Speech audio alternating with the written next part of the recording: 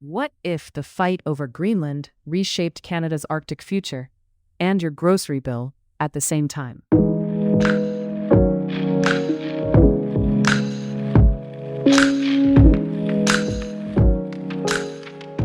It's Friday, February 6th. Quick Toronto weather check.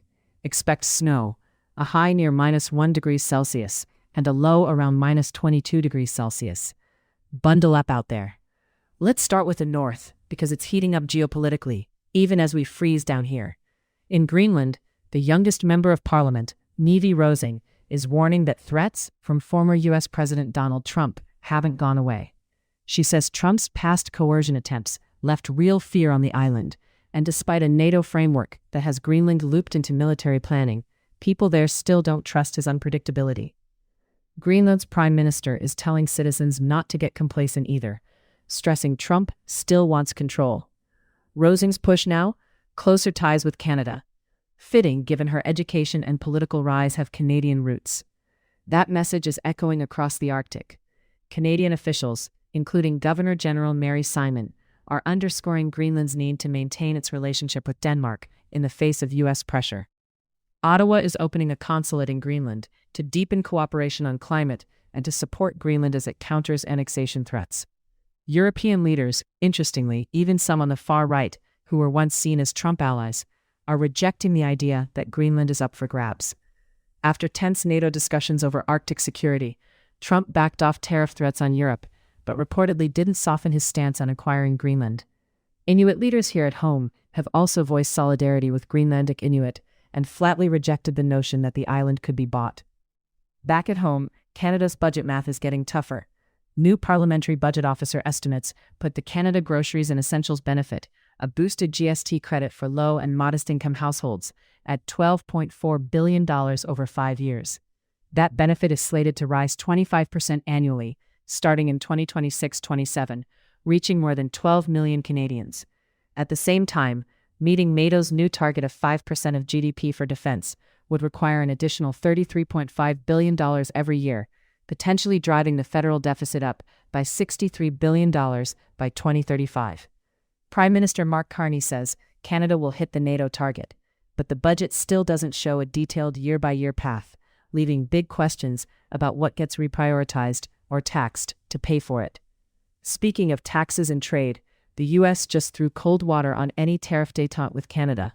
Treasury Secretary Scott Bessent says Washington will absolutely not drop tariffs on Canadian goods, even if Ottawa lowers barriers on U.S. products.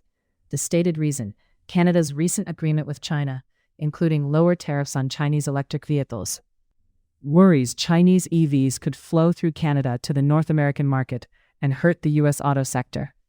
For Southern Ontario's integrated auto economy, the message is clear. The U.S. is keeping the walls up. Expect more friction at the border and more lobbying from both industry and premiers as this plays out. In federal politics, Conservatives handed Pierre Poilievre a resounding show of confidence. Roughly 87% of delegates backed him in a leadership review. Members also pushed a harder-edged policy slate, support for a stand your ground-style self-defense law, tougher bail and intimate partner violence provisions, and immediate deportation with permanent bans for non-citizen criminals. Over 90% of delegates voted to end diversity, equity, and inclusion programs, calling for a return to meritocracy, and 97% supported stricter immigration screening and border reforms. Public polling, though, is a mixed bag. Negative impressions of Poilievre have grown since 2022, while views of the federal government and PM Mark Carney have improved. On the center-left, the chessboard is shifting. The Liberals tapped Dr. Daniel Martin to run in University Rosedale. The federal by-election triggered when Chrystia Freeland left to advise Ukrainian President Volodymyr Zelensky.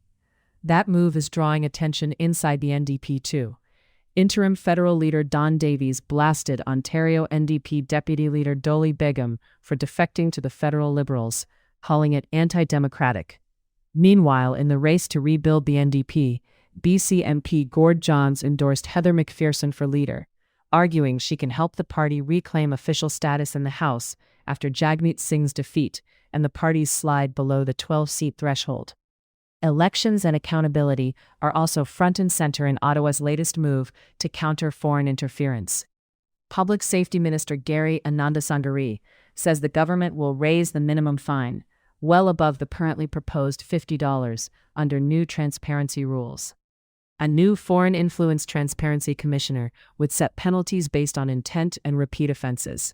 More regulatory details are headed for the Canada Gazette after cabinet sign-off. It's another incremental piece in the puzzle to harden our democratic infrastructure ahead of the next vote. All right, Toronto fans, let's talk sports. Raptors first. It was a heartbreaker on Wednesday. The Timberwolves erased an 18-point deficit to beat the Raps 128-126. Anthony Edwards took over late, dropping 13 of his 30 in the fourth. Bones Highland added 20 for Minnesota. For Toronto, the sting is about those late-game possessions and letting the pace slip. The bright side? It showcased where the young core needs to tighten up in crunch time. Leafs fans got a different kind of win on the soundtrack.